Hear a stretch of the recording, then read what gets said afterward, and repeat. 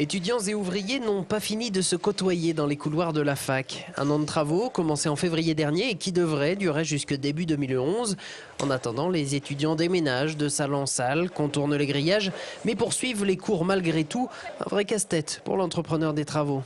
La difficulté, je dirais, dans un premier temps, c'est le délai. Un chantier d'un an, dans un site occupé où on doit maintenir l'établissement en fonctionnement. On cloisonne un maximum nos zones de chantier. Il y a beaucoup de communication à faire avec les occupants, donc on se rencontre quotidiennement avec les gens de l'université.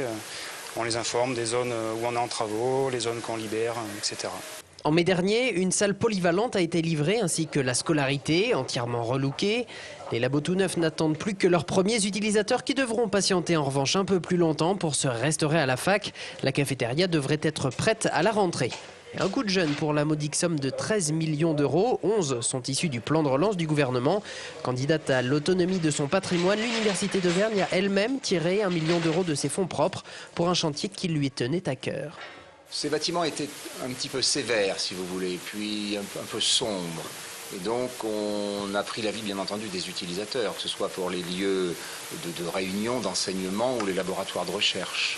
Et donc, c'est à partir de l'avis des utilisateurs, beaucoup des idées des architectes aussi. Il y a eu au départ plusieurs projets. Un a été retenu.